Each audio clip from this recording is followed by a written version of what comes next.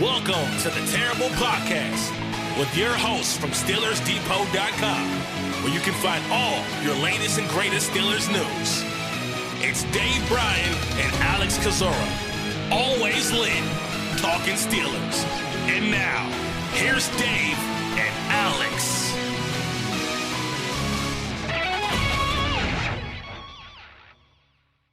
Welcome to the Terrible Podcast, Season 12, Episode 139. He's Dave Bryan. I'm Alex Kozora, SteelersDepot.com. Thanks for being back with us here this Friday, Steelers Nation. Dave, the Pittsburgh Steelers wrapping up their 3-day mandatory minicamp and then breaking, and we won't see them together as a team until the team finally comes back to St. Vincent College here in late July. So how you doing, Dave Bryan?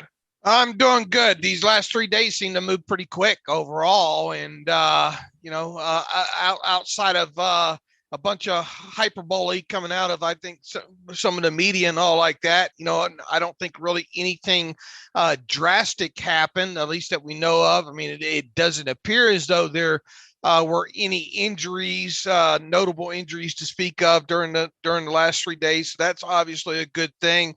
I think we know at this point that they didn't have 100% attendance.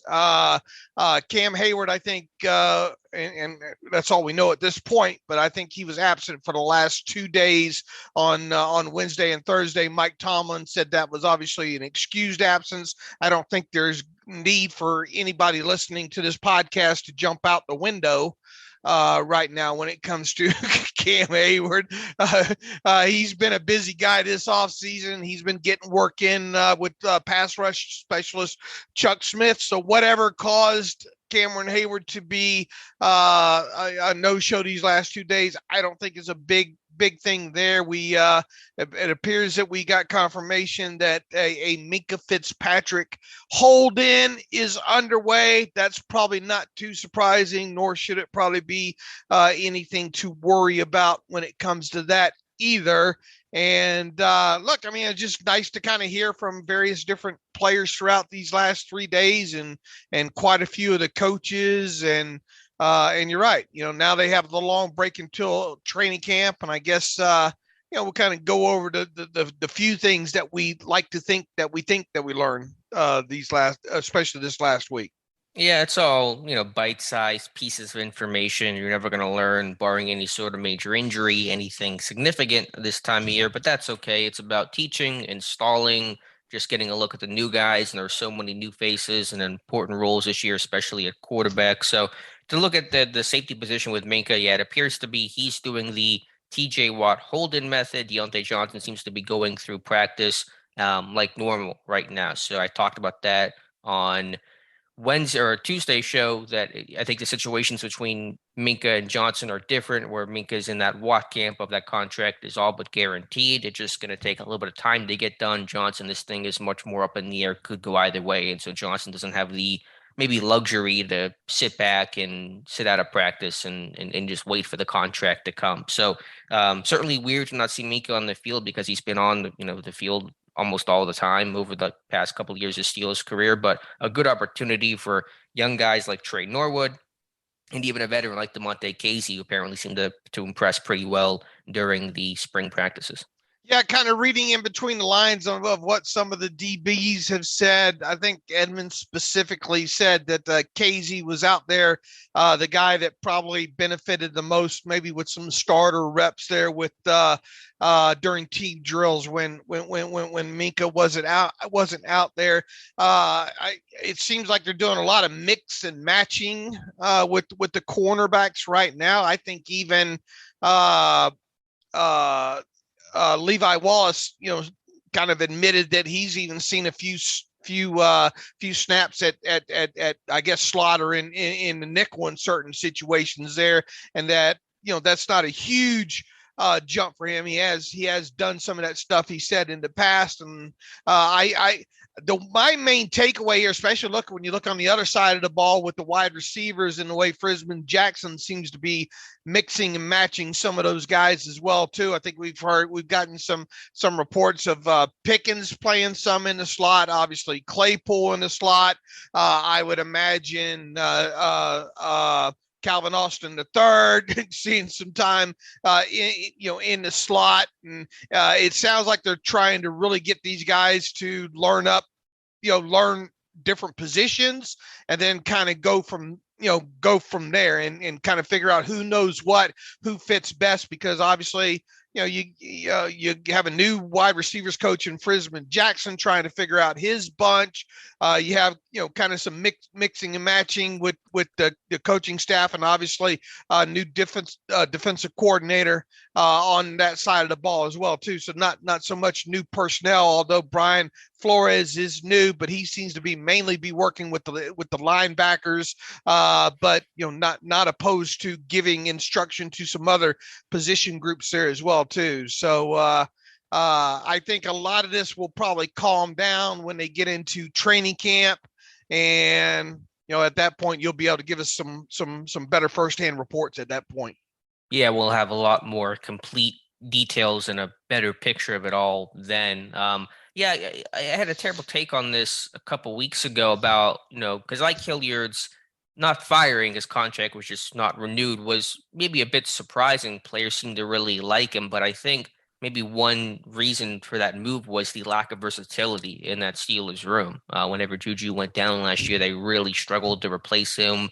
McLeod became really the only slot guy. Claypool wasn't bumping inside, which also blocked James Washington on the outside, who himself could not play in the slot. So I think one of Frisman Jackson's big tasks this year is to make this group more versatile. And I know to an extent we hear this stuff kind of sort of every single year, but I think you might actually see some more tangible results in that regard and making a more versatile room this year, just based on the experience of the group and maybe some extra versatility where Austin's kind of played inside, outside. Pickens is capable and athletic enough to play both, and says he practiced in the slot a lot at Georgia. So I think just being able to have more options and more versatility is one big reason why Jackson is coming in.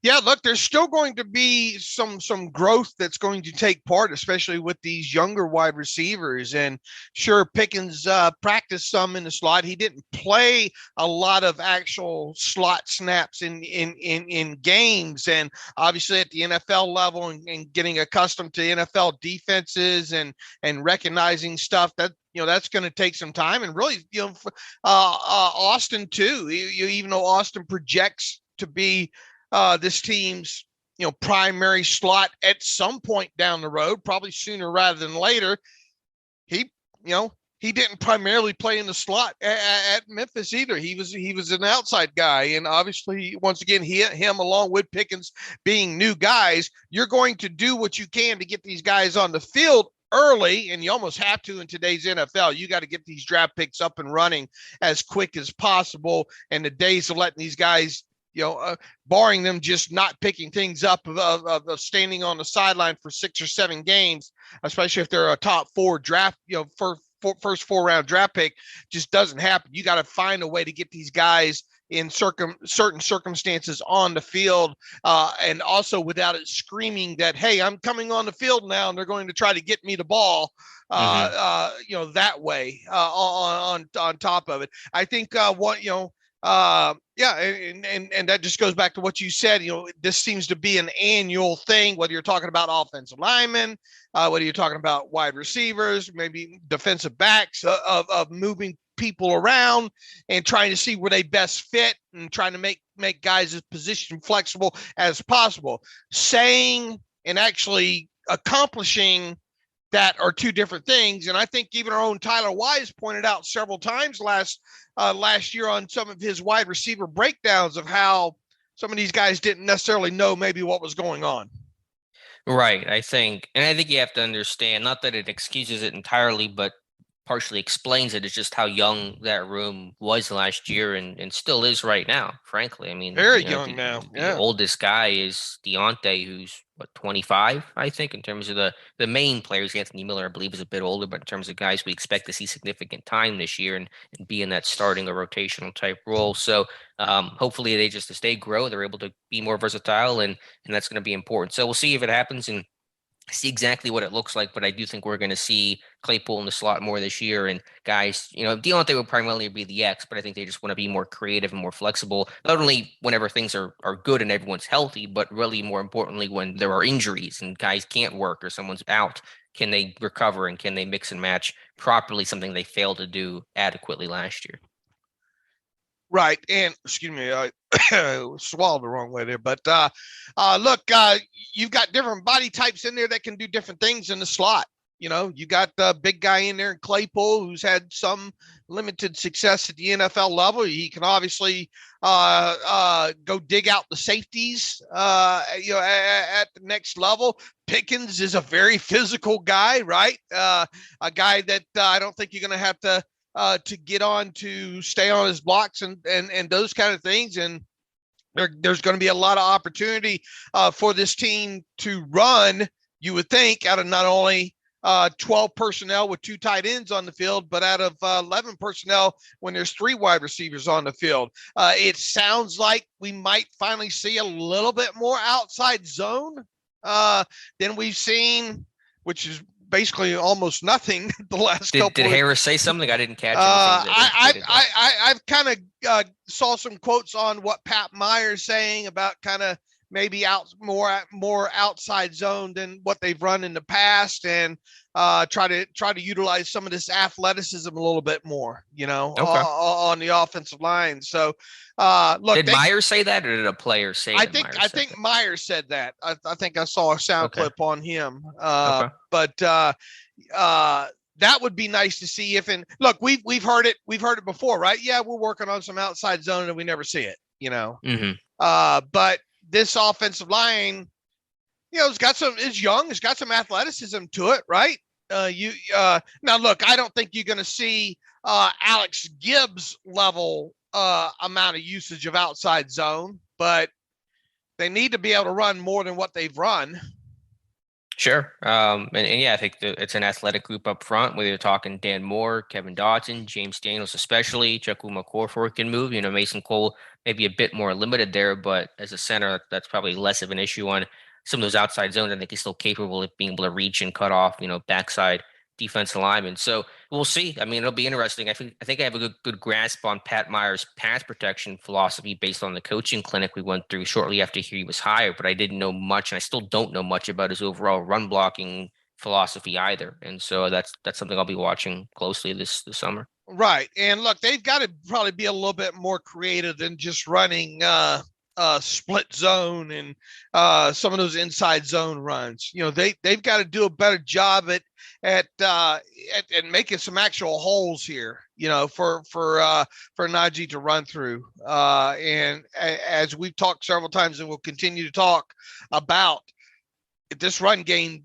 doesn't get its feet early in this thing, it's going to put even more onus on the quarterback and the young wide receiver group. So the more that you can make opposing defenses respect that running game by potentially maybe even bringing down, extra safeties or whatnot. But when that happens, you got to be able to take advantage of that kind of stuff, those stacked kind of boxes, if you will, or the offset in the numbers by being able to throw the football and, throw the football down the field at that. So excited to see kind of the continued maturation or mixing and matching, if you will, the wide receiver position, especially once we get into camp. And we've talked about Anthony Miller a couple of times. I did a terrible take on him yesterday, Alex, and this is a guy that look, you're more than likely going to have one spot if everybody stays healthy right now. And as I always like to say, these things have a funny way of working themselves out as you get deeper into the summer and closer to week 1. Hopefully none of that working itself out is a result of injury there. But I mean, we agree that barring something crazy happening or an injury happening, we're guaranteed to see Deontay Johnson, Chase Claypool, George Pickens, and Calvin Austin III on this 53-man roster. You would think, and that's dangerous to say right now, probably, but Gunnar Olszewski, as we mentioned several times, he's listed as a wide receiver, but he's primarily was brought in because of his return abilities, kind of that Arnaz battle 53rd player, regardless of position kind of player. So you would expect him to be in that wide receiver room technically after the dust settles as well. So that's 5 guys right there at the wide receiver position. And because Gunner is more of a special teamer than he is a wide receiver, you would think, and once again, that might be dangerous looking back at this 3 months from now, but you would think that yet another wide receiver is going to make this team in addition to those 5. So is that going to be Miles Boykin? Is it going to be Anthony Miller? I think that's shaping up to be an interesting thing to watch moving forward into once get into training camp. It is 2 guys with different overall skill sets. Miller more of a slot guy, Boykin the height, weight, speed, outside receiver, a bit like Chase Claypool. Boykin probably with more special teams value in terms of working as a gunner on the coverage unit. Maybe he's a jammer on the punt return team. That'd be interesting with his size and frame overall. So no guarantee they keep 6, but I think you're right. You're probably leaning and trending that way right now. And I guess you could even throw in Cody White as well. I mean, he might be a bit more behind those guys, but he played football for this team last year and has a fair amount of special teams value as well. And so that's a guy I don't want to completely discount either. How shocked were you that we didn't see Anthony Miller more than what we saw him last year? And look, I don't want to make this guy out to be some like hidden Pro Bowler that the team has on the team here. But I mean, I don't know what to some degree, it might say something about him more so than it does say Ike Hilliard last year, coaching him up for the fact that, why couldn't Anthony Miller, with the experience that he has in the slot, have had, at least, more opportunity in the slot after Juju went down last season? Sure. Played in just 1 game, 25 snaps. That was the Lions tie, caught just 1 pass. So it was surprising to not really see him at all, considering how desperate Pittsburgh appeared to be for a slot receiver. I know McLeod, was used in a very specific type of role. Whenever he was used downfield a bit, he did step up and make some plays. But you thought a guy like Miller, just given all the injuries and lack of slot options, would have been, up a little bit more than he was last year. Right. Look, and we all know the book, or shouldn't know the book on Miles Boykin at this point. Whereas Anthony Miller's more slot than anything else. Boykin's more Z than anything else there. So, and if you're going to be a back end guy on this wide receiver depth chart, you're going to have some special teams ability. And while Miller, has cut his teeth in the NFL and has done a little bit in the past, and now saying all the right things when it comes to saying, look, I'm willing to do anything, help out on special teams. The reality is he's the older guy, and Boykin has been more effective and I think done more at the NFL level on special teams as well too. So I guess long story short, I mean, how would you rank the probability of them making the 53-man roster when it comes to, let's say, the 3 guys there, and you mentioned Cody White, so let's add him in there as well too. So when you look at Anthony Miller, Miles Boykin, Cody White, how would you rank those guys as far as a probability factor, just for what right now, which obviously isn't, you're not out there, but as far as chances of making the 53 as a number 6 wide receiver? I'd go Boykin, Miller, White. I think maybe Miller is partially dependent on, do other guys step up in the slot? Does Calvin Austin look comfortable? Does Claypool truly play there more often? Does Pickens get time in the slot? If you have some options there, that may squeeze Miller out. If you don't, or if somebody struggles, that may actually increase the chances for Miller to get backup duties there. But again, just given the overall talent and the special teams value aspect of things, I'll put Boykin as a 6 right now. Okay, and I understand that, and I could easily go along with that as well too, because of special teams ability. Now, are you going to dress all 6 on game day? I mean, that's obviously partially dependent on injuries and things like that. I haven't worked out a full, 48-man roster on game day right now. It's possible. It's also possible the number 6 wouldn't, and if one of those guys didn't dress, it would be Boykin, because Gunner is going to dress, assuming he's going to be a starting return man and work in the team scheme as well. So he could be odd man out, but those are typically week to week decisions based on health and availability. Is there All right. If the number 6 guy was your first guy that you would think most likely to be inactive, who would be the second most likeliest guy to be inactive of the receiver in the receiver room? If you it only would, dressed 5 of 6, and you said your first choice more than likely would be a guy like either Boykin or Miller to be inactive. If you only dressed 5, who would be, if that last guy dressed, who would be sat down instead? I'm not really sure. I mean, unless one of the rookies feel like they're not making progress, a Pickens or an Austin, I still think there's a learning curve there for both guys. Pickens in particular, because he's 21, an underclassman, and barely played football last year. Was focused more on getting his knee right and healthy. He did come back late in the year, but this guy's really has not played football since 2020. So there could be a bit of a learning curve for him, a little a la Martavis Bryant. I don't mean this as a super negative thing, just as kind of a reality that's natural and kind of expected. But I mean, it's hard for me to say. I think it would be the number 6 guy.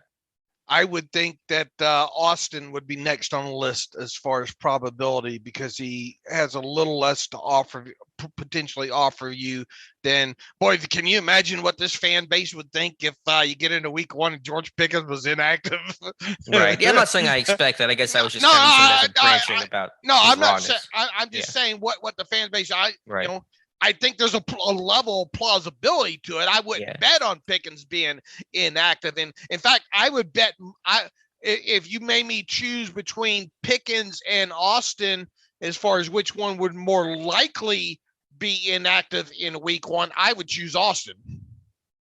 Okay, that's fair. Yeah, I think most people would too. It was interesting. Tomlin literally did call Pickens raw this week. Raw on his route running specifically, though, wasn't it? On the route tree.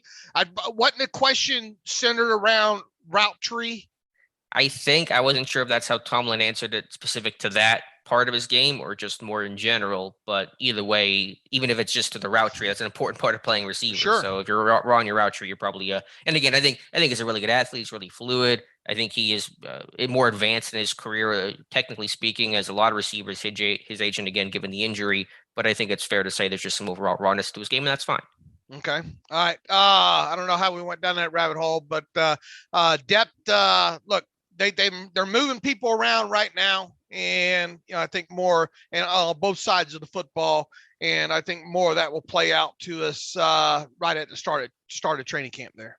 To go back to the offensive line briefly, I thought one of the more interesting comments made this past week came from Najee Harris talking about the offensive line and the differences between last year and this year. And Harris repeatedly said in an interview that was posted by the fan that said, quote, there's a lot of things last year that I guess we didn't do because we didn't have a lot of experience. And he specifically referred to things like line calls, identifying the mic, and talked about the impact that veteran free agent signings Mason Cole and James Daniels have had in that regard. And so essentially what Harris is saying is this line did very little in terms of the line calls and adjustments whenever defensive linemen shift and, safeties rotate and you get different looks and things like that. And so it's no wonder this group struggled as much as they did last year whenever you had a young group that was overwhelmed and really unable to make some of the protection calls that basic offensive lines have to be able to do. So that's one small under the radar thing that I think will pay off in big ways this year.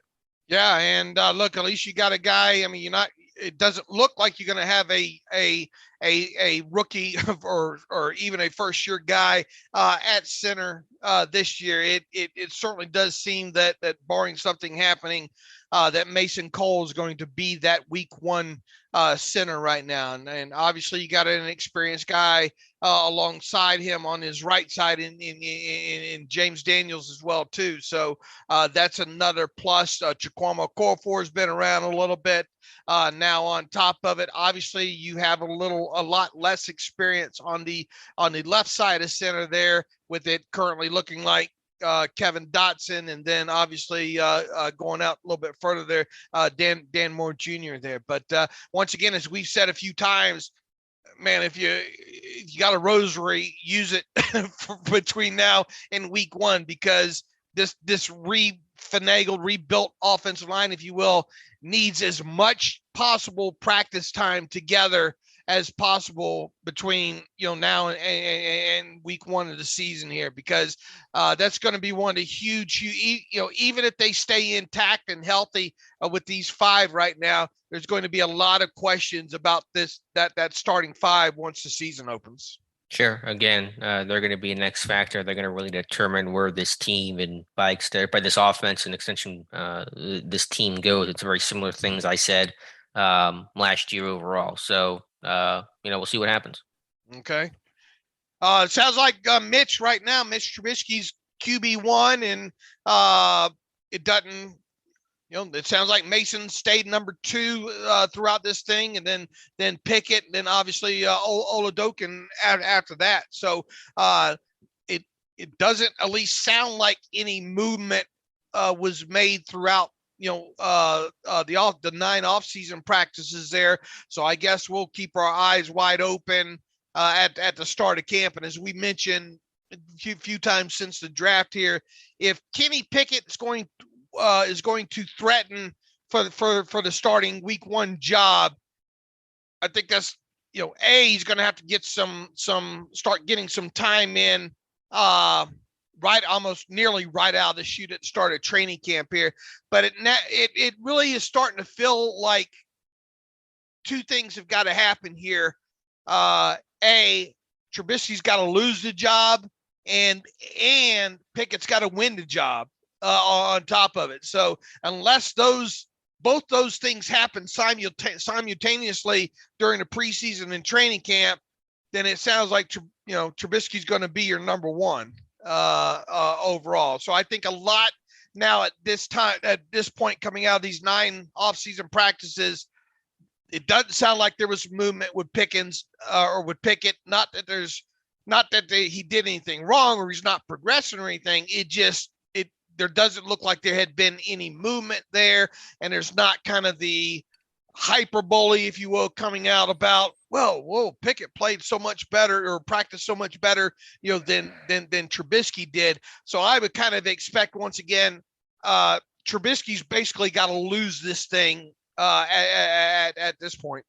Yeah, I think Trubisky's certainly going to be the favorite heading into camp, but I think it's still going to be a competition, and in Pittsburgh's going off the hierarchy approach of the veterans go first. So I'm not surprised to see Pickett be the number 3, and really didn't think that was going to change after just a couple of practices in the spring as they're installing and teaching and learning right now. There could be some mixing and matching. I know that Pickett went through one of the 2-minute drills. Typically, Pittsburgh only does 2 of those, one with the first team, one with the second team. Maybe they did all 3 with 1, 2 in the third units, but maybe Pickett bumped up ahead of Rudolph for that 2-minute drill to really work on some of that situational football. I talked about the importance of getting those guys reps, not just generally speaking, but in that situational ball that Tomlin stresses so much. So again, there could be some mixing and matching there, but we'll see how it looks. And I expect in camp, on day 1 of camp, whenever this team has its first practice, it's still going to be Trubisky 1, Rudolph 2, and Pickett 3, and go from there. Okay. Is that where you're at in terms of? Yeah. Because it doesn't sound like anything is earth-shattering happened during these 9 practices. So unless they're just going to switch it up because they feel they got to progress the backup or the future kid in Pickett along quicker, at least first couple of practices, I would expect the order to stay what it's been for a while. I think the big question becomes, a week and a half, once you get into, I don't know, practice 6 or 7 at training camp, is there any noticeable movement? Because as we've said, there's going to be a different dynamic this year because of Ben Roethlisberger, being retired now. There's not going to be those extra snaps on that 3rd day that can be filtered down unless they forcibly make something like that happen. But with a new quarterback, if in other words, I think Trubisky's going to be out there every day getting the bulk of the number 1 reps, and then the number 2 and on down. I wouldn't expect the number 3 guy to rival the number 2 guy in snaps during training camp unless they forcibly do that. Yeah, and I don't think anyone's going to get the day off. I mean, people will say, we'll just give Rudolph the day off. They're not going to give him the day off. I mean, they may reduce reps one day to give other guy more chances, but those guys are always going to dress unless it's an injury. And so that is going to decrease the amount of reps, as in years past, as you said, were days where the number 3 would become the number 2 when Ben wasn't practicing, or maybe had a half day where he'd work the first two team drills and then sit out the next 2 or 3. And so there will be fewer chances for some of those back end guys to work this year. All right. What else, rotation or personnel wise? Anywhere on the roster? Again, it's always hard to know for sure, and you're always difficult to take one piece of information and try to run with it, not seeing it ourselves. And so I kind of wait the camp to let some of these things. And again, where guys line up right now doesn't always matter a ton because it is just a teaching period. It's not really a lot of heavy evaluations right now, but it's a good starting point for sure. To look at the specialists, because I love talking about the specialists, and it's funny, we start talking about Chris Boswell getting a contract extension, and then we hear a bunch of comments about Chris Boswell getting a contract extension. So Danny Smith apparently talking to the media, I think on Wednesday it was, and very confident the deal is going to get done with Bos. Yeah, and this was my terrible take, I think, on when was it, Tuesday there. And obviously the big talk most of this offseason has been about Minkah Fitzpatrick and Deontay Johnson and will they or won't they, and all like that. But there is another guy in there that could potentially get a contract extension. That would obviously be Chris Boswell, and you would think based on his performance, specifically last year and last year alone, and the fact that he is, if you look at average yearly value with Boswell, I think he is the 9th highest paid kicker in the league right now. Now, here's the thing: when you look at the kicker list, there's not a huge gap, money wise, when it comes to number 1 and number 9, but there is a gap, and I think that gap will not only close between now and week 1 of the regular season. I don't know who else could possibly maybe beat Boswell to the altar. I haven't looked at any of those kickers that might be in a final year of their contract and kind of be in a sort of the same situation as Boswell is right now. But I don't think you can look at this any other way right now. And they could do this even on a 2-year extension, which it might be more than a 2-year extension. I mean, they could make this obviously for cap purposes a 4-year extension for Boswell. Still have strong cash flow in there, still making the highest paid kicker in the league, and then come out of there with his cap number dropping, $1.5 million, $2 million if they went the 4-year extension route. They could even do a 2-year extension for Boswell, make him the league's highest paid kicker, and keep his cap hit exactly the same, or even slightly lower it on top of there. So they could go 8, multiple different ways with this extension. I feel they will make him the league's highest paid kicker at like $5.1 or $5.2 million average yearly value.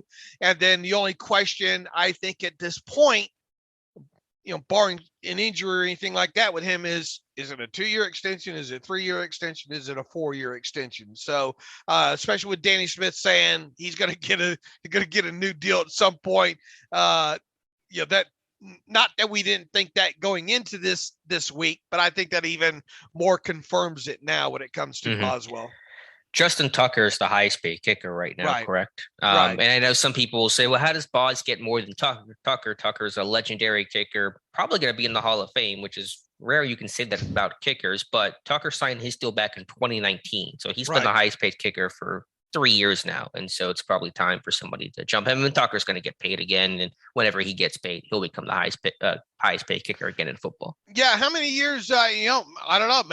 Maybe they look at extending him after, but the Boswell deal, I don't think it's going to come until like most of the things the Steelers do with these extensions during the offseason generally happen kind of, closer to camp ending than they do camp starting. Yeah, I could see this one come a bit earlier, maybe like training camp eve before the team reports for that first day they report. I think it happened didn't Villanueva get one before, like right around the start of camp? I don't yeah, I think he did. Didn't Vince Williams get one kind of early? And didn't the last time that they did wasn't the last time that Boswell got an extension kind of at the same time that didn't they get them like within a day of each other, or wasn't it kind of early in the sometimes training on those camp process? Sometimes on those smaller money deals, they get done a bit earlier, and then the big ones come later. Let me see if I can find August. Well, the last Boswell deal was August 23rd, so that came later in the year. It wasn't like right before the season, but that was post camp. Villanueva signed. When was Vince Williams' deal? Because wasn't Vince Williams right along the same time that that Boswell's was? Let me check. Let's see. Vince Williams. That was August 23rd. It's the same day. So very good memory. Okay. All right. Well, I knew they were right there together. I just couldn't remember where they were in the training camp calendar. Yeah, Villanueva was July 27th, 2017. So that, because I remember he was sitting at a way too small desk in like a dorm room signing his contract. And so that came on, basically as the team reported to camp. So I could see Boss happening a bit earlier, especially knowing that, you got to deal with Minka later. That would be a better way to divvy things up. And this contract, not nearly as heavy as what Minka's will be. So I think it's going to be pretty easy to hammer this contract out for Boswell. All right. When was the Boswell and Williams one? August what? 23rd of 2018. Okay, so that was closer to the end of preseason and all, I guess, overall. Yes. Justin Tucker is got 2 years left on his deal. So more than likely Tucker wouldn't get a new deal until next offseason. Assuming he enters this season as like number 1 or number 2 highest paid kicker, but I would expect Boswell to top Tucker's number at either like 5.1 or 5.2 million. And he deserves it. He's not quite in that Tucker. It's a little Aaron Donald, Cam Hayward, where it's right below, but it's still extremely good. And I think nationally, Boswell's been very underrated. Hayward's gotten a lot of love nationally. Boswell never really has in their kickers, and I get that, and that's fine. But in Pittsburgh, everyone knows the value of Chris Boswell, especially in a year where this offense is not going to be prolific, and they're going to need a good kicker. And it's not going to take a lot to get this deal done with Boswell either. I write this down, Alex. Somewhere between like a $6 or $7 million signing bonus for Boswell. First year kind of minimum base salary there, and then once again the only question is, would it be like a 2-year extension, a 3-year extension, or 4-year extension? How will they guarantee the first 2 years of his contract? Look, we are in a different world now when it comes to the Steelers and these contracts, and the Steelers better get used to it. The Bengals better get used to it. The Packers better get used to it as well. You're starting to see these guys across the league now pretty much on every deal at least get like the first 2 years fully guaranteed here. If we're talking like mega deal, Cooper Kupp obviously was the latest wide receiver to get, or not latest, because I guess the Raiders kid Renfro, Renfro got a couple year extension. Nowhere, not near what Cooper Kupp signed and all like that. But anyway, you're starting to see more of these guarantees and all. And obviously the Steelers broke the ice last year with TJ Watt for a non-quarterback in guaranteeing past the first year. Minka and his agent did not miss that happening. I can promise you that. So that's going to trend that way as well too. If Deontay Johnson winds up getting a deal later on this offseason, you're going to think that he's going to be after at least the first 2 years of his deal being fully guaranteed. And I think that could even trickle all the way down to someone like the league's highest paid kicker and potentially Chris Boswell as well. So that would be the only question mark there. The deal, I think, with Boswell will get done. I think it's super easy to put together.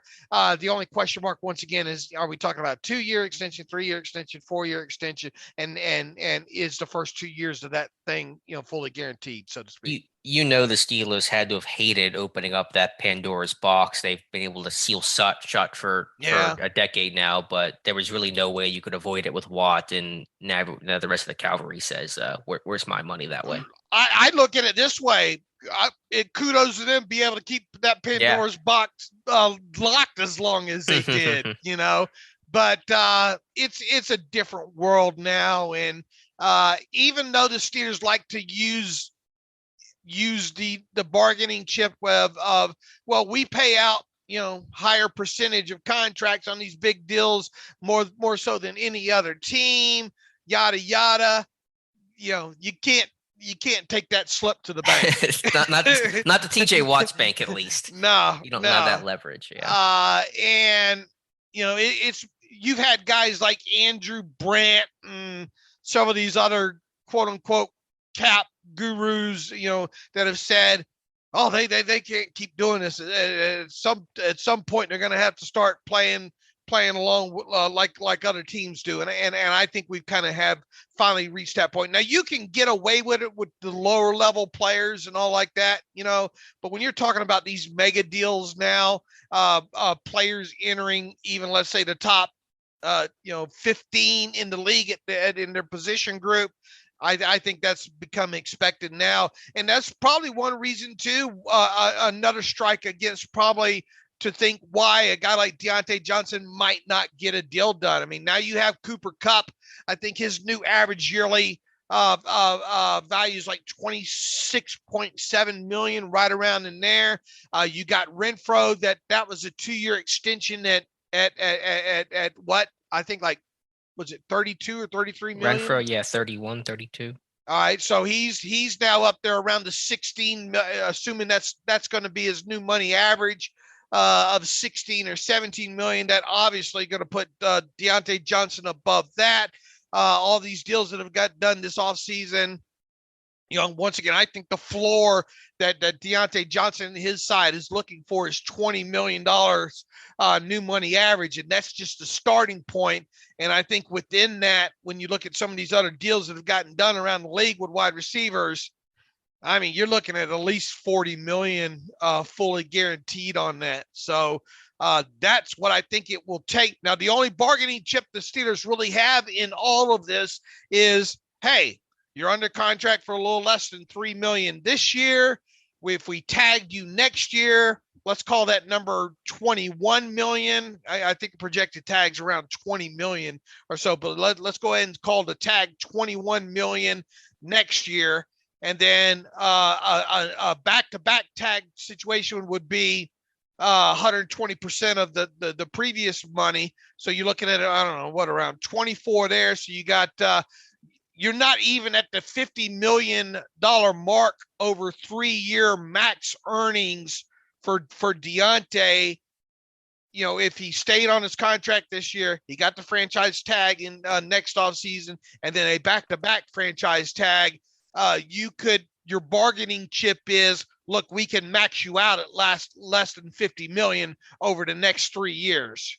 So that's really the only kind of bargaining chip that the Steelers have in this. But we all saw how that kind of same bargaining chip played out with Le'Veon Bell. Mm-hmm. Not that it would be the same thing, but look, Deontay's not going to be happy if he doesn't get a contract this offseason. And I think deservedly so, but you still got to play. And the way this is setting up, we'll see what happens with guys like Scary Terry in Washington, and obviously you got Metcalf up in Seattle, holding out almost. Right in Seattle. I have a feeling both those guys are going to get deals done. I really do. How do you not do Scary Terry? I mean, I don't know. Washington needs some good PR right now. Right. So with Metcalf and Terry McLaurin, I have a feeling both those guys get done, and then it's kind of like that Will Smith in the empty house looking around. That's kind of how Deontay Johnson is going to feel, or could potentially feel, come the end of the summer here. I thought you were going to do Will Smith and Chris Rock if he doesn't get paid. Oh, no. He ain't gonna, I don't think he's going to slap. I hope he doesn't slap anybody. Keep your name out of my mouth if I don't get paid. But, I mean, he's not going to be happy, you know. But he's going to have to work. I mean, and I don't think he's even going to hold in, because based on the way he worked in minicamp, I don't think he's going to be a holding during training camp. He's going to work like normal, be practicing in full every single day. Yeah, I don't think he will either, because he's probably already got a somewhat of a sense that he's not going to get a deal. Well, I think he has the knowledge that there's no guarantee. It's not that the Minka level of a Minka deal is getting done. It's just a question of when. Johnson, it could go either way. I think it could get done. I think he's hopeful it gets done, but I think he understands he doesn't have the leverage to hold in the way that TJ Watt and Minka did. Right. Look, as we mentioned, and we'll continue to mention, it could get done. It's not unthinkable to think about Deontay Johnson getting a new deal. They can do it from a cap perspective. They can do it from a cash perspective, and all like that. It's just a matter of,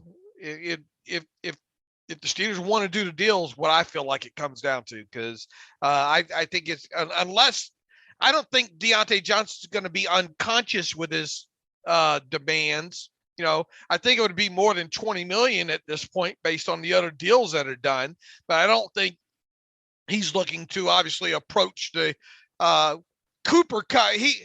Deontay Johnson's not going to get $25 million a year out of the Steelers. Right. That's just out of the question. I think it just becomes, is it somewhere in that $20 to $22 million range, and how much guaranteed?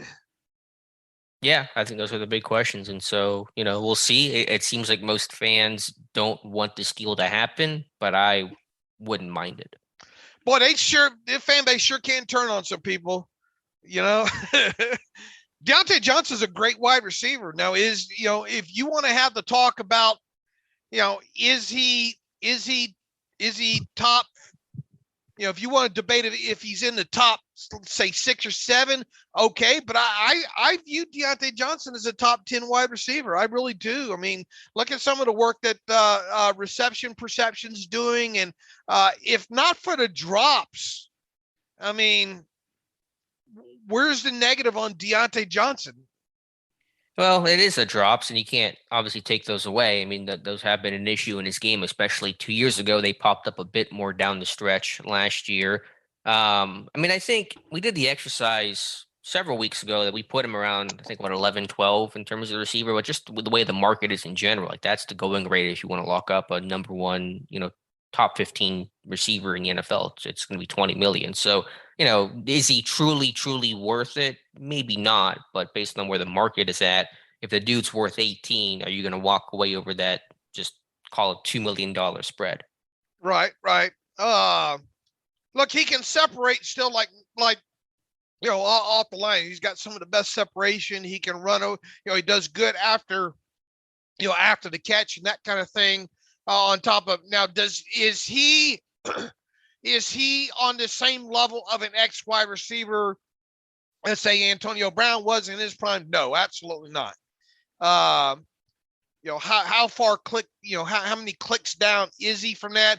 I mean, how many times have we kind of, had to come up with new superlatives to describe some of the catches that he's made? The biggest thing that has stuck out about Deontay Johnson so far is his ability to separate off the line and his ability to make people miss after the catch. Those are the two biggest things going for Deontay Johnson. Now, what are the negative things going for Deontay Johnson? Obviously, the catch. I mean, the drops have come in bunches, and that's obviously been concerning throughout this team. And the other thing, which probably not necessarily his fault, is the average depth of reception, average length of, or average catch distance, yards per catch, just that raw stat. And it would be interesting to see him play in an offense with a quarterback that's able to push the football down the field more. Sure. And like you said, that's not really on him. He's capable of making big plays, capable of working vertically. Showed that, he had a couple of 45-yard touchdowns early on through last year. And so the negatives really are just the drops. And again, that's more of a focus concentration thing, not a hands thing. And he's not a good blocker, but that's fine. You're not paying him or not paying him because of his blocking ability. Looks like Joe Schobert's going to sign with the Saints. So he's going to have him a new home, it looks like, there. And the Steelers play the Saints, right? Do they? I can't ever keep track of the schedule. I'm not a big schedule guy, as you know. Don't they play this? Don't they play that division with the Buccaneers and all this year? Yeah, I guess Brady's coming to town, so yeah, I think you're right. All right. So I was wondering when Schobert was going to get a home. Just, at some point he was going to get signed. I would imagine this is a fairly cheap deal at this point for Joe Schobert. Would not be surprised if it's a veteran benefit contract with him there, but it sounds like he has a new one. All right, what else is come out of training camp, or not training camp, mandatory mini camp that's caught your eye? I mean, I think from an on-field, Leal's up 15 pounds, right? Evidently. Yeah, according to Carl Dunbar, closer to that 305 range. And we knew, even though Mike Tomlin downplayed, we didn't ask him to put on weight. Someone asked him to put on weight. He knew he had to get bigger and stronger and all that. And so that's good to see. So we'll see how the guy moves. I mean, how do you move at 285 versus how you move at 305 or different things? And Leal's game is predicated on quickness and speed and ability to penetrate in one gap. So you are always a bit concerned when a bigger guy puts on that weight. Loudermilk put on weight, but he was not a guy that relied on quickness or athleticism. And so that was just more natural for him. So I'm not saying it'll be bad. I don't know how it looks. We'll have to just wait and see on that. But it was imperative he got bigger and stronger. Right. And now, as you mentioned, now we see how he moves from there. Yeah. Only other thing I really have in camp right now, or in mini camp right now, is some of the front office stuff. In Pittsburgh, you're busy as Omar Khan assembles his team overall, and talked about it last week, but now made official. Mark Sadowski, his name appears on the Steelers website as director of player scouting. That's player, so it doesn't seem to connotate pro or college. It could be both, but that seems to be the executive role he was tabbed for when we talked about it last week. And then no new names as far, at least as of last night, but 4 new titles for guys who are already part of the front office staff. That's Dave Pettit, Phil Kryler, Kelvin Fisher, and Cole Marcoux. Pettit now the assistant director of pro scouting. Kelvin Fisher and Phil Kryler are senior scouting assistants, and Marcoux is director of football administration. And so with Pettit and Marcoux, those seem to be promotions in title. Pettit was previously just basically a pro area scout. Marcoux was football administration coordinator. Fisher was just listed as scout. It just said literally scout. And so now I guess this may be a little bit of a bump up for him. With Kryler, though, this feels like a step in a reduced role, a step backwards. He was previously the team's college scouting coordinator. Dan Colbert seems to be in that role, getting a big promotion. And now Kryler just a senior scouting assistant, similar to the title that Rick Rapriche held, which basically made him just an area scout. So it sounds like Kryler's impact, and it's always tough to tell with titles, but it sounds like he might be having a reduced role and presence in this front office. All right. Anything stick out as a huge surprise for you? I mean, you've called a lot of this stuff as happening, with the outsider of the Bears being brought in, and mentioned Marcoux as a riser, because he has a title that Khan had back in 2011 as Khan kind of moved up the ranks. Right. So, I mean, and you've been on top of this most of the offseason here. So anything overall really surprise you with this shuffling as it seems to have settled out now? Because we've talked about it several times about, what's going to be the fallout further out from this thing. And it seems like all of this has happened now, right? Mm-hmm. With Pettit, not that I was expecting it or not expecting it. I just wasn't thinking about it. So the promotion there is a little interesting. He's been with the team since I think it was 2003, 2004. And so that's probably a long time coming for him to get maybe a bit more of an influence in the front office and probably a pay raise as well. We were wondering what was going to happen with Kreidler even before Colbert was promoted, but then certainly after he was promoted. I mean, it kind of felt like 2 guys carrying the same title. And so I'm not really surprised by that, but you did think, is he going to even stay? Is he going to retire, go somewhere else? But he's been with Pittsburgh since the 90s. And so that's not really a surprise, but it is still notable to me. Okay. You wrote this morning that the Steelers need to find another D'Angelo Williams. Did I not change the title on that? That's Luke Campbell. Luke Campbell wrote that. What did I screw that up? Yeah, you've got that underneath you. I'm sorry, Luke. Yeah, that was Luke. It's a really good article, though. I think the idea of finding that more defined backup running back, and I think that's one area this team, for whatever reason, has simply really not addressed this year. Yeah, and they're still sitting, I think, at an 89-man roster right now as far as active goes. They obviously have one on the IR still, but they didn't. I thought they would add a 90th player this week because why? Because you can, and it not impact your cap. So kind of interested in. And look, don't stop the presses or anything here, but I found it interesting that they didn't. So when are they going to fill this 90th man spot? And they got to have a plan. This is clearly they're trying to sign maybe somebody bigger here. I have to think. You think it is? I think it's a sign, because if it was like your traditional, like true 90th man on the roster, he probably would have been signed by now. They have that list ready of waiver, the pro scouting staff has that group of names together, bring back somebody from rookie tryouts that you didn't sign. So I feel like maybe they got something up their sleeve. All right. And what position group would that something up the sleeve be? That's a good question. Running back certainly makes as much sense as any. I don't know if it's just someone else. I don't know who else it could be, but I think a backup running back. And I think the tricky part, and I mentioned this before, is trying to find someone who wants to come here. It takes two to tango. A veteran running back is going to come here for like the minimum to be the clear backup to Najee Harris is not a super attractive landing spot. Guys might want to wait till injuries occur, go to a place where there's a bit more of a committee and not a workhorse mentality the way that Pittsburgh does it. So I think it's just hard for Pittsburgh to get guys to come here, but I think you really have to maybe try to find someone to bring in to at least add some depth and competition there. Alex, I'm going to need you to start putting more emphasis on the need for another edge. Okay. All right. Back. Look, I know people are not, Benny Snell football doesn't excite a lot of people, but I think, and we'll obviously see what happens with Mateo Durant and all like that. What position group suffers if this team we talked earlier in this podcast about, man, if I'm betting right now, I'm betting this team keeps 6 technically wide receivers, even though call Gunnar Olszewski whatever you want, but he is in the wide receiver room. So I will be surprised if this team does not keep 6 of those. Assuming that happens, what this team kept, how many running backs last year plus a fullback? Didn't they go 4 last year? Right. Wasn't it? Because McFarland went on bouncing on and off. Well, he went on IR, yeah. Did they have only 3, though, initially because McFarland went to injured reserve? It was Ballage, Snell, and Harris. Right, and then the fullback.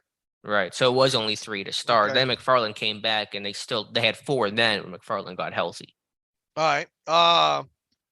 They're only keeping 3 running backs and a fullback this year, right? Especially with, you would think that's going to be the way, especially if they keep 6 wide receivers in total. There's no way. I don't think that you can justify keeping 6 wide receivers, 4 running backs, and a fullback. Potentially even kind of 2 if Connor Hayward makes this team. Then you have like an H-back. I know he's a tight end, but he's not a tight end. He's a fullback H-back. So yeah, I think 3. Is he going to be the number 3 tight end / It's going to be the number 3 fullback? It's going to be like backup running back. With Connor, you mean? Yeah, with Connor. Yeah, because he'd be like a quasi running back. Sure. I think he can. Do you want him though? Who is the number 2 running back is the question. There is no. Right now it's Benny Snell. Unquestioned. Unquestioned. No doubt about it. But should he be the number 2? I think he's best as a number 3. Okay. Well, if you can bring someone in, absolutely you can, and all that does is pushes McFarland out the back door for sure, because McFarland is not going to give you anything on special teams. If you're going to be a number 3 running back on this team this year, you better be able to play special teams. Yeah, he's got some very minor kick return value, but not going to be heavily in that mix. And so, yeah, McFarland, he's certainly off scholarship. Like, this is make or break for him. So if the guy tears it up in camp, that's a good problem to have, but you can't expect that from him right now. What round number did they spend on McFarland? 4th, the 4. Yeah, one of those classic mid-round running backs that they've gone through. Yeah.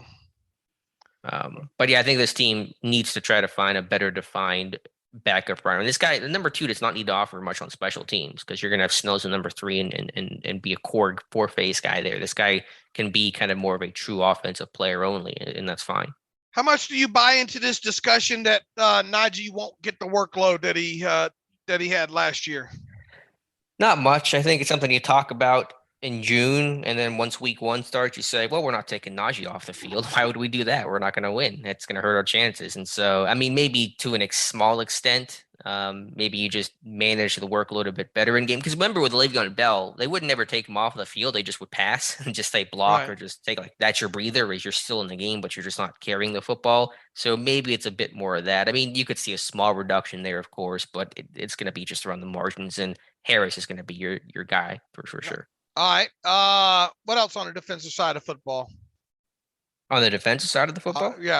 Switching over to the defensive side. What else do we have to mop up there? Anything? I just talked about my Under the Microscope series today focused on Buddy Johnson, and that inside linebacker room is super crowded. I mean, you have your two guys at the top. Let's assume Jack and Bush, they're going to be locks. They're going to start. Bush, we'll see what happens, but he's going to make the team. And then from there, let's assume they keep 3 backup off-ball linebackers, so 5 in total. You got Robert Spillane, Marcus Allen, UG3, Buddy Johnson, and Mark Robinson. That's 5 names there for presumably 3 spots. And so the question is, who are those 3? All right. And Buddy, we didn't learn anything about Buddy last year.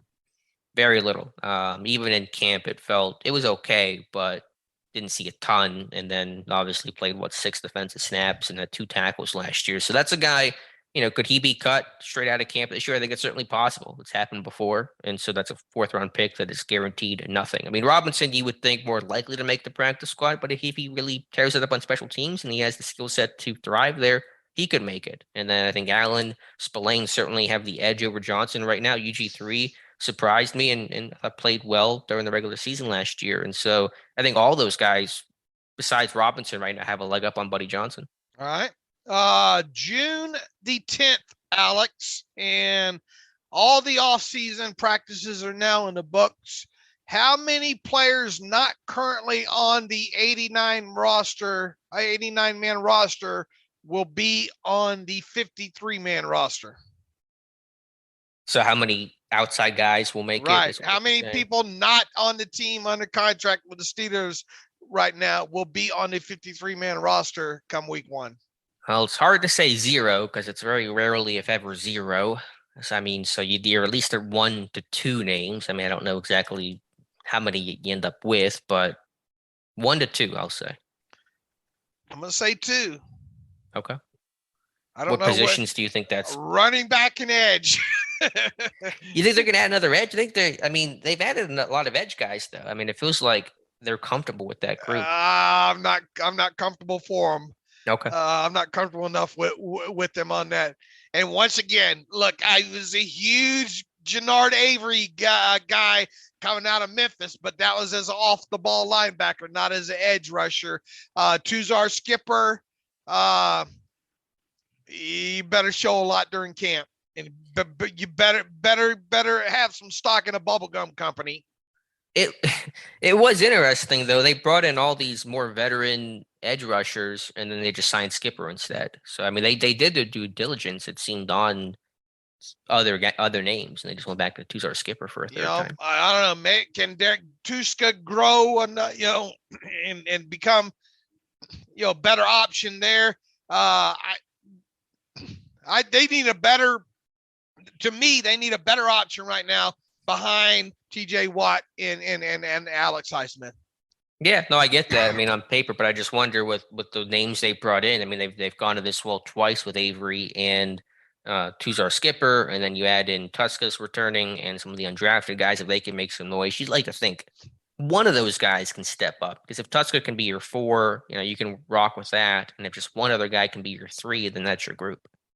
Okay. I mean, I shudder to think having to see Avery and or Skipper play an amount of snaps. Yeah. And I'm not really confident in that group either. You just think enough names at the wall, someone will stick, and this team is trying to explore adding to the edge group. So I have to think they're comfortable with the group right now, and you take it to camp and you see what happens. I mean, even though he didn't work out, Melvin was the kind of player that you expected them to add, or at least I did, right? Right. Yeah. I mean, like that proven veteran guy who's got some versatility, can play the run. Yeah, like that was a perfect fit in terms of the skill set. You got to pay money for those guys though, and the Steelers Pittsburgh has the money. I mean, they could have paid the money. They paid the money last year. They could pay the money this year for sure. I have a feeling maybe they're just sitting around, maybe watching some of this stuff pan out of it. Mark Right. Here's another. Write that down, Alex. June the 10th. Two additional players will be on the 53-man roster. One of them a running back and one of them an outside linebacker. Do you think this team felt like they got burned last year by bringing a veteran edge to be like who they envision as the backup, and that guy thought he would be the starter, and they don't want to go down that road again of having this issue? Do you think they kind of they're getting cold feet? No. I just think Melvin was a different kind of. I think Melvin ended up just being a different kind of cat. I mean, it feels like there's just miscommunication or lack of communication whenever he signs. I think it's probably partially on both sides for not communicating well. But once again, there's a whole hierarchy thing too that maybe they're not wanting to hurt Alex Heisman's feelings. Your backup makes twice as much as you do. Yeah, I mean, they signed Ingram last year, so they weren't too concerned about it. I'm sure that thought was in their head. I mean, I think when you're on a rookie deal and you're not a first round pick, those things matter a bit less. Well, you want to talk about a guy that really they need to take yet another. I thought he progressed well last year. This is the year that we got to be talking about. Man, look at do you believe what Alex Heisman did in that game? Yeah. I thought he ended last year on a good note, but he talked about today or the other day about he needs to finish his plays more, and that's going to be the focus for him. Right. I think he's going to be a guest this afternoon, and we're recording this obviously Friday morning, June the 10th. I think he's going to be a guest in an hour or so on 93.7 The Fan. So hopefully they'll ask him some good questions. We'll turn that interview around, and you can read what he had to say on SteelersDepot.com later today. All right. What else we got to talk about, Alex? I think that's just about it in terms of the camp news. This team will return late July to St. Vincent. Was it 26th of July? I think they report, and the 27th will be the first practice. And so, excited for that. All right, not overall overarching thoughts about the Steelers offseason in entirety. No huge surprises, nothing. Basically, as advertised, you think? I mean, are you satisfied with how these last 9 practices have gone? Are you asking me for my thoughts on the OTAs and minicamp or the entire offseason, January to now? I guess for the whole thing, but I mean, I was aimed at the practices. Okay. But if you want to comment on the whole thing, have at it. I mean, in terms of the latter, in terms of the last couple weeks, OTAs and minicamp, it's been about as advertised. I didn't expect anything major, and as long as there were no serious injuries, occurring, then overall, I think you take it. In terms of the offseason as a whole, I just think it's the offseason of change. It's the first time Pittsburgh has had this much change, and I'm not even sure when, to be honest. I mean, did they have this much change in 2004? I don't think so. In 2000, maybe, obviously with Cobra coming in, but even then, I don't know if you had in terms of quarterback and GM and defensive coordinator and a really busy free agency and et cetera, all the changes that have been made is the front office changes, scouting changes, something that I've never really been around to talk about and watch unfold. What has been the silliest hyperbole that you've seen come out of the last couple of weeks? I mean, it's almost the layup answer. One of the media guys who loves Kenny Pickett, everyone probably knows who I'm talking about. Just some of the hyperbole about how Pickett's going to be the best quarterback in the AFC this year, essentially. So that's pretty silly, but par for the course. Okay. What about you? What have you seen that just made you laugh? Just the Najee Harris is just Adonis. The way he looks means he's going to, be the new Derrick Henry. I think that's a little strong. He looks fantastic, but you still got to translate out on the field. Yeah, I mean, I don't think it'll be Derrick Henry. He doesn't have the freaky athleticism that Henry's at, but if this line can block better than it did last year, and I think it will. I mean, Harris, I think, will have a good year. The talent, I mean, I have no questions really about his overall talent and game. You could I'll give you a choice right now. You can trade Najee Harris for either Nick Chubb or Jonathan Taylor straight up. Are you keeping Najee? No, I'm getting Nick Chubb. I think Nick Chubb might be the best back in football. Okay. I'm not going to disagree with you. How's that going to set with the listenership? I mean, I think most reasonable fans would at least understand that, maybe if they wouldn't even agree with it. But you're talking about Jonathan Taylor and Chubb, two of the best backs in football last year. And where does Najee not stack up against those guys?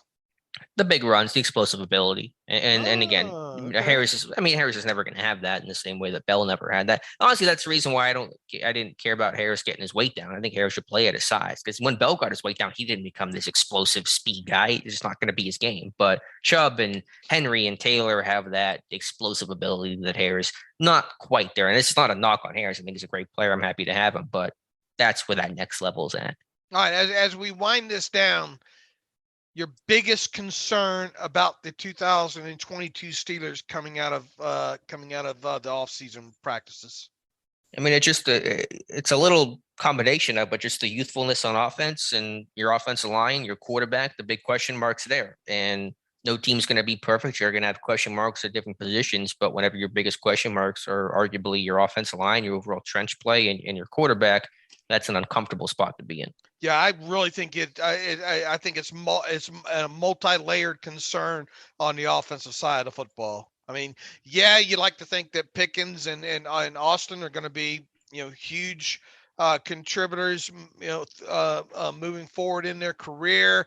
You'd like to think that Freiermuth's going to take that next step moving forward, but man, such uncertainty at the quarterback position, newness. What the heck is this offensive line going to do this year? Even if it is better, is it enough? I really think most of the concerns coming, look, I don't want to diminish stuff. I think Stephon Tuitt's a loss for this team, but I'm kind of with what kind of the coaches have said too. Look, we've got guys here that had to play last year, and if those guys take the necessary steps moving forward, if Alualo stays healthy, if Loudermilk takes a jump forward, if Wormley can continue to stay healthy and kind of play at the level that you expect him, I think they'll be okay there. Obviously, going to be a couple of questions about the inside linebacker group and all like that. But I think it's a multi-layered concern on the offensive side of the ball is where Steeler fans need to have their focus right now. Yeah, I'm with you 100%, Dave. All right, how about some email machine stuff here? Yep, let's get to some reader emails and close out today's show. James Susanelli, I think is how you pronounce it, asked if we happen to see or listen to the Whoop podcast with Adam Thielen. He says he's a workout nut. He says if you listen around 22-minute mark, he is talking about training and injuries. He's talking about hamstring injuries, muscle injuries, basically saying they are preventable or at least doing all you can physically to prevent it. He says this is interesting as it relates to the multitude of muscle injuries that the Steelers had last season. Maybe the Steelers aren't training right. Did you view the Steelers having a multitude of muscle injuries last season? I mean, they had a ton of groin pulls. I mean, we were bringing you in as our daily groin experts. So it's hard for me to speak to why that happened. Is that just random chance, just bad luck? Is there an issue with the training program? Potentially, but that's out of my wheelhouse. We've talked to Jonathan Heitritter about that, and maybe some things that could be looked at. It's certainly something I think the team will examine and see what they could have done better, or anything they might have missed, any blind spots they had. But it's really hard to speculate. Was that a real issue the team created, or was it just truly bad luck? James, I'll tell you what, I cheated last night, kind of sorting my email out. I saw your email and I passed it along because that's above my pay grade overall. And I don't think I'm going to have time to maybe go listen to all the Adam Thielen podcast. Maybe I will. Maybe I'll try tonight. I don't know. But I pass that along to Dr. Mel, and Dr. Mel does the Sunday terrible takes for us. And I left it up to her whether or not she wants to address, if it's interesting enough what Thielen said in her Sunday terrible take. So we'll see what Dr. Mel does there, but stay tuned for that on Sunday. Maybe she'll have something to kind of address your angle there. All right. Joe Marone wrote back to thank us for our comments the other day about the Seattle Seahawks. You're welcome, Joe. Brandon Hatcher writes in, I thought I would send over a question for some off-season fun. He said my friend pointed out that there are no pictures of Mike Tomlin wearing short sleeves. He says a quick Google search, and I indeed did not see Tomlin wearing any attire that showed his arms. He says even in 90-degree heat, he keeps those arms covered. He says my friend's theory is that he has tattoos that he does not want to show. Brandon says, I think that's a good theory as he tries really hard to be one way with media and more relatable way with players and coaches. Maybe he only busts out the sleeves or busts out of the sleeves for players on the weight room. Either way, I love the person and leader Tomlin is. And one of my life goals is to share a meal with him. Okay. Thanks again for all you do, Brandon Hatch. Brandon, I gotta hand it to you for uniqueness and being observative there. I don't know why that is, but I think he's got a good point there. Do you ever remember Mike Tomlin not wearing sleeves? Alex? I'm searching right now, so that's reflected in my search history. Mike Tomlin short sleeves. There's some where you kind of see like his forearms. He's like got his like long sleeve shirt rolled up a little bit, but yeah, I don't see anything there of him actually in short sleeves. I know in camp he'll wear all the black and the long sleeves and long pants. It's kind of a solidarity thing in the heat. If the players are going to sweat, the coaches are going to sweat as well. That's a good question. I don't think I've seen a photo of him in short sleeves. Before I address that, I'm glad my wife doesn't care about my search history, because in there is probably baby yoga pose. Oh yeah. Let's not even go there today. Ooh, boy, that story gets wackier by the day, doesn't it? Gonna be interesting to see that how that plays out. Brandon, I'll tell you what. That is a good observation on your point, and all I will tell you is that people can be strange, and I am included in that. I wear the same outfit every day of my life, barring the temperature being different. Then I will substitute my khaki cargo shorts for a pair of blue jeans. But I wear a gray t-shirt, and then over top of it, I wear a gray long sleeve shirt, two-tone gray. I have 3 sets of outfits. I wear the same kind of high, low ankle socks, all like that. Why do I do that? Because it makes me happy. I'm obsessive compulsive on some of these things. I don't like to worry about things that I wear. So I wear the same thing every day. You're like my wife Steve Jobs. My wife calls it a uniform. There. She has moved past it now, but it's just one of the things that makes me happy. Does Mike Tomlin maybe wear long sleeves because that's just, it makes him happy? I don't know. My wife says she's not happy, by the way. So there you go. But the uniform makes me happy in that aspect. But Mike Tomlin wearing long sleeves all the time, I mean, who knows?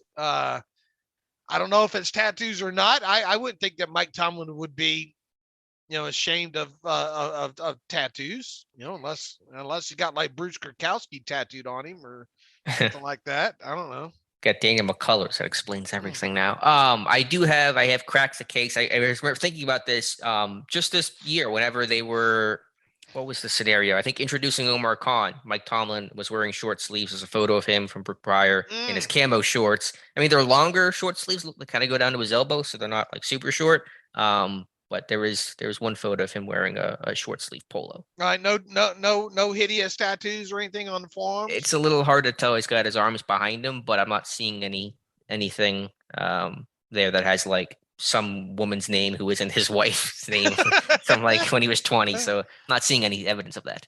All right. Interesting question there. Let's see here. I don't know. I don't like. Are you a long sleeves guy? You're not a long sleeves guy, right? Yeah, I am a long sleeve. Oh, you guy. are a long sleeves guy, right? Yeah, right. Yeah. How do you? I can't. I don't like that feeling of restrictiveness. No. Look.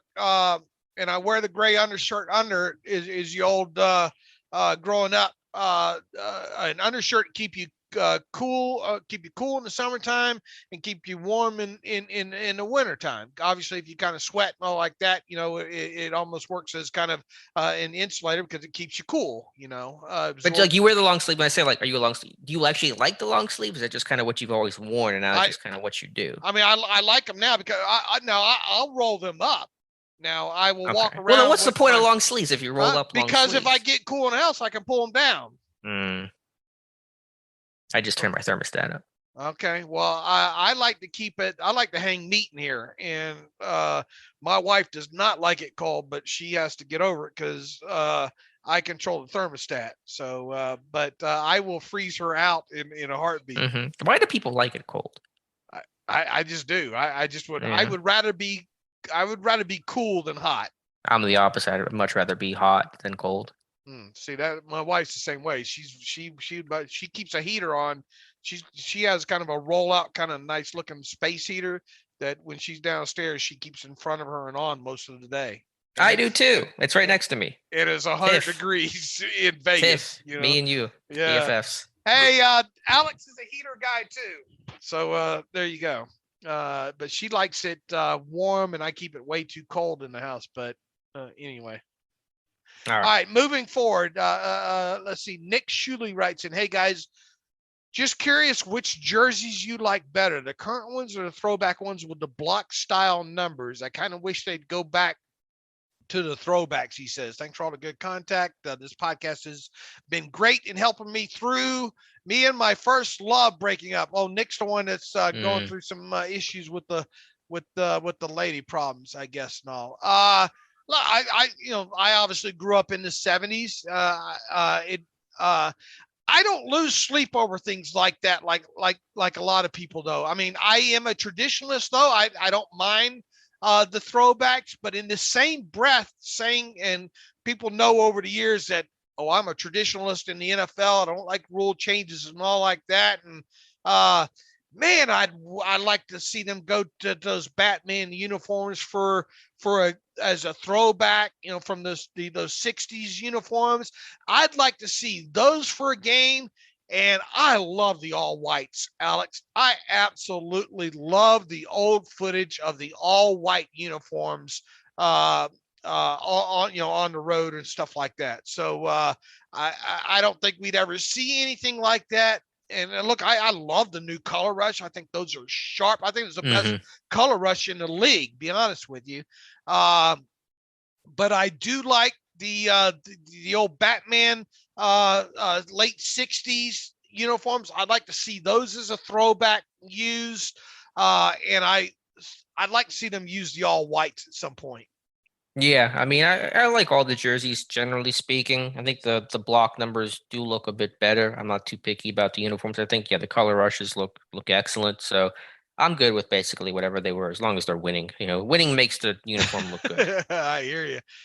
Okay, let me see if I got anything else here before we close it out. Grant Baker, our buddy Grant, writes in, "Loving the content on the site and the podcast as usual. Had a question you both regarding how you think the play calling." Oh no, we already hit this the other day, didn't he? About him in the booth and all like that. Yeah, we did. All right, so I think we might be caught up on emails unless I missed anything in there. Look, speaking of the podcast, if you have a chance, go to Apple. If you're on Apple and iTunes and all like that, and leave us a rating and a comment over there. It's been a while since we've kind of asked for that kind of stuff. And if you want to write that the podcast would be better with just Alex and not Dave, we'll have at it, but give us our honest opinion, and we're not going to pander for 5-star ratings, but it'd be nice to get a few more comments over there at Apple iTunes on the podcast, and specifically if they are positive ones, but not everybody's probably as positive as the next guy there. That would certainly help there for sure. A big, a not so busy 6 weeks coming up here between now and training camp, but boy, we got a lot of content coming for you. We got a lot of creative people working for the site right now. So once we move past kind of recapping these quotes and these things to come out of mandatory minicamp and all like that, we really look forward to kind of doing what we do best during this part of the off season. That's being creative and coming up with interesting content that you're not going to be able to get anywhere else. So we hope you stick around, listening to the podcast and listening to the terrible takes and reading Steelers Depot daily on top of it there. Alex, anything to add before I wrap us up here? No, should be exciting. Yeah, I'm excited to see the different content ideas and directions we go. On Monday, I will conclude my way too long Kevin Colbert draft pick history and ranking of the top 10 draft picks Kevin Colbert has ever made in his tenure as Steelers GM. I think the list, everyone knows the names of the top 10, but I think the order that I put them in are going to surprise and probably anger some people. All right. So in the meantime, barring something happening, Alex and I'll be back on, and you're going to tell the people what you're doing on Saturday, Alex. Yeah, I'll be at the, provided I wake up, because I'm not a morning person. This is an early morning event. I'll be at the Man Up Conference tomorrow up in Cranberry. I know Mike Tomlin will be there. I think Alex Highsmith will be speaking, Ryan Shazier, Tony Dungy. I don't know exactly how it works and if I'll be actually watching all those people. I think they break off into different groups, but I'll see if Mike Tomlin's wearing short sleeves, I guess, tomorrow. I'll let you guys know about that. All right. So with that, you can follow me on Twitter at Steelers Depot. We will be back on Tuesday. Follow me on at Steelers Depot. Follow Alex at Alex_Kozora. Follow the show at Terrible Podcast. Email the show, theterriblepodcast@gmail.com. If you like what we do and want to donate to the cause, go to SteelersDepot.com. Hit the donate button. Upright navigational bar. Also, if you like an ad-free version of the site, go to SteelersDepot.com, hit the ad-free button, and for $25, you can have a ad-free version of the site for 1 year. And so with that, as always, thanks for listening to the Terrible Podcast with Dave and Alex.